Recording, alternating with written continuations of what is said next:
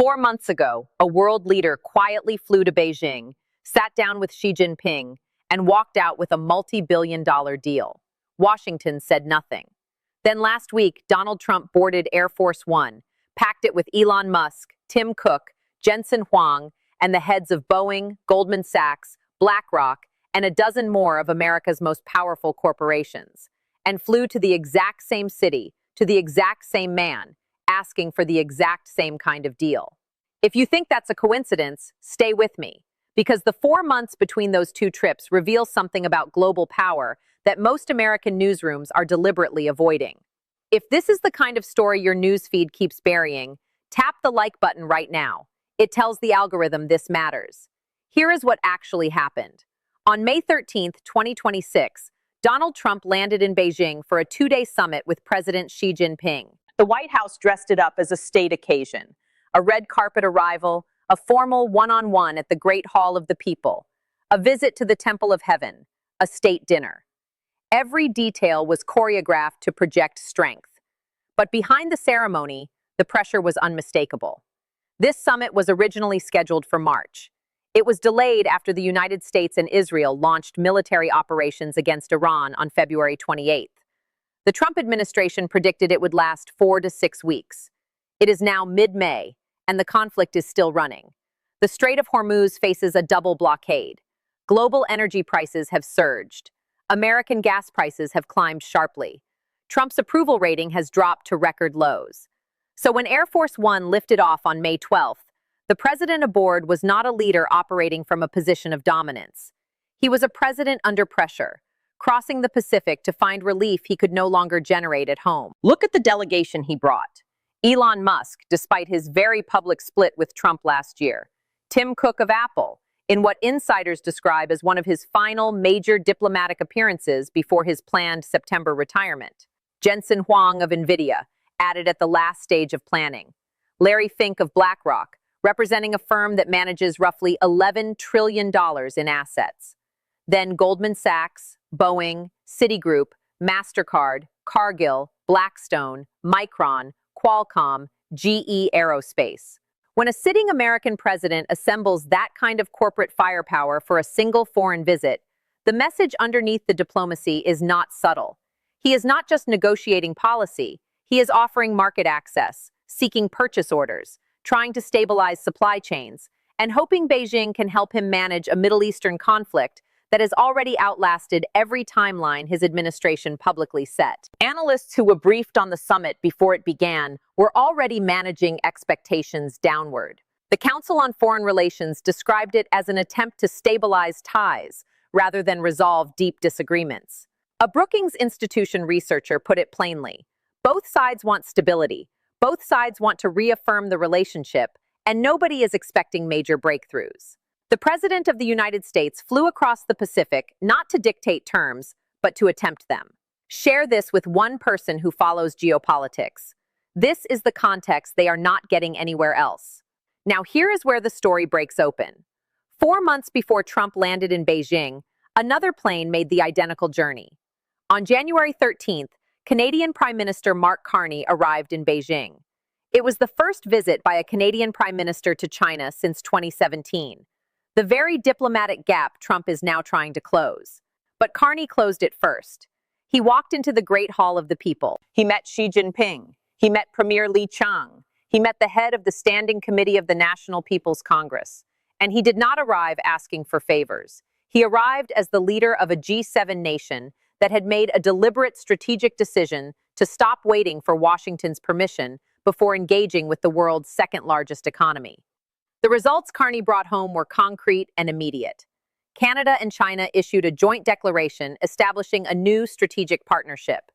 The details were specific: energy collaboration across batteries, solar, wind, and storage, clean technology investment, agricultural trade expansion, visa-free access for Canadian tourists to China, a media partnership ahead of the 2026 FIFA World Cup, which Canada is co-hosting, Chinese support for Canada's bid to host the 2029 APEC summit. And most significantly, China agreed in principle to slash tariffs on Canadian canola from a combined rate of roughly 85% down to approximately 15%. That one move alone affects a sector worth around $4 billion to Canadian farmers. Canola meal, lobsters, crabs, and Canadian peas were simultaneously removed from China's discriminatory tariff list. According to the Prime Minister's office, the total package unlocked close to $3 billion in export opportunities for Canadian workers and businesses. $3 billion. No trade war required, no corporate delegation needed. Just a clear-eyed leader who read the new map of global power before Washington admitted it had changed. Now pay close attention here because this is the part that changes everything you thought you understood about Washington's position. When Carney returned from Beijing with that deal in hand, Trump's response was immediate and furious. He posted on Truth Social, warning that if Canada turned itself into a transit point for Chinese goods entering the United States, it would face 100% tariffs. He deliberately referred to Carney not as prime minister but as governor, a public humiliation designed to signal that Ottawa answers to Washington. Then, when Carney spoke at the World Economic Forum in Davos and warned against the economic coercion of smaller nations by large powers, Trump escalated again, posting, "Canada lives because of the United States. Remember that, Mark, the next time you make your statements." And then Canada lost its invitation to Trump's so-called Board of Peace, an international forum Trump had been promoting since January. Canada was penalized for visiting Beijing, penalized for signing a canola deal, penalized for a speech Carney gave in Switzerland, penalized essentially for acting like an independent nation. 4 months later, Donald Trump flew to Beijing with Musk, Cook, Huang, and the largest American corporate delegation assembled for a foreign trip in a generation, to request from Xi Jinping the same category of engagement he labeled a betrayal when Canada pursued it. Read that sentence again. He called Canada's deal with China a strategic threat to America. Then he boarded Air Force One and went to close his own deal with the same government, on the same terms, for the same reasons. When Canada negotiates with China, Washington calls it dependency. When the United States negotiates with China, Washington calls it leadership. When Ottawa locks in $3 billion for its farmers, Trump threatens economic war. When Trump shows up without a deal, carrying the weight of a Middle Eastern conflict he started and approval numbers at their lowest point, the coverage calls it diplomacy. This double standard is no longer subtle. It is structural. There is one rule for the United States and a different rule for everyone else, including America's closest partner and largest trading neighbor.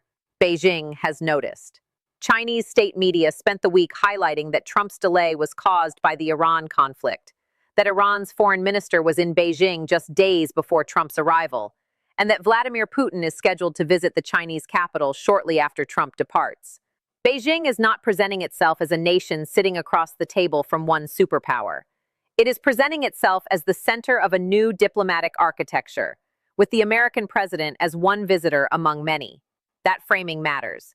Across the Pacific and in Europe, American partners are recalibrating. Japan and South Korea watched military assets shift from the Pacific toward the Middle East. Germany and France watched the Iran operation drag past every White House deadline.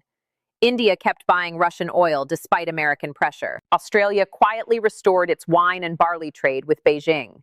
And Canada, 4 months ahead of Washington, already has a signed strategic partnership and a multi-billion-dollar agricultural agreement actively running. The wall Washington spent years constructing around Beijing now has a passage through it. Canada opened it. Others are following. Inside the United States, the domestic stakes for Trump are serious. His approval rating sits at record lows. Gas prices have risen because the Strait of Hormuz remains partially blocked. The Iran conflict is entering its 3rd month with no clear resolution in view. Midterm elections arrive in November. Trump needs deliverables. He needs photographs of handshakes in the Great Hall of the People. He needs Boeing purchase orders to announce. He needs soybean deals to post on Truth Social. He needs Xi to apply some diplomatic pressure on Tehran. That is the practical reality sitting beneath the formal pageantry. The staging is designed to communicate power. The circumstances communicate something closer to urgency. Meanwhile, in Ottawa, Mark Carney has spent those 4 months building something Canada has not had in a generation. An active, functioning, senior-level relationship with Beijing that operates independently of Washington's schedule. He is a G7 leader with a direct line to Xi Jinping. He is a G7 leader whose farmers are already benefiting from a renegotiated canola agreement. He is a G7 leader who stood up at Davos, said what he believed, absorbed the response, and did not retract a word. He is co-hosting the FIFA World Cup this year. He has Chinese backing for Canada's APEC 2029 proposal. And when the APEC Leaders Summit convenes in China later this year, Carney has already confirmed he will return to Beijing for it. Not as a newcomer seeking access, but as a head of government who arrived first, secured an agreement, and established his standing before most others recognized the opportunity existed. There is one final element that deserves specific attention: Taiwan. Trump has signaled he intends to raise the Taiwan question with Xi directly, and has floated the idea of discussing American arms sales to Taipei in that setting. Observers in Washington and Taipei are already concerned. Trump's record of speaking without diplomatic preparation on sensitive subjects is documented. One poorly framed statement in the wrong context could shift America's decades-long policy of strategic ambiguity in ways that cannot easily be walked back. A single phrase in that room could alter the Taiwan question for a generation. Carney's January trip touched none of this. He went to Beijing with a defined commercial agenda, completed it, and left the geopolitically explosive material entirely alone, because he understood what the trip was actually for. That discipline is part of what made it work. One leader arrived with a clear purpose, executed it cleanly, and came home with results. The other arrived with an ongoing conflict behind him, a corporate entourage beside him, a complex geopolitical minefield ahead of him, and a domestic political clock running down. Also watch the Putin timing. Russia's president is expected in Beijing within days of Trump's departure. That scheduling is not accidental. It is Beijing demonstrating, without needing to say a word, that the United States is not the only call on Xi Jinping's calendar. The world has other arrangements now, and the American president is beginning to operate in a landscape where being the most powerful nation no longer means being the only option in the room. We track this story daily as it develops. If you found a detail here that your regular news sources missed, pass this along to someone who needs to see it. And if you want analysis like this delivered to you before it becomes mainstream, the subscribe button is right there. No algorithms, no noise, just the story behind the story, updated every single day.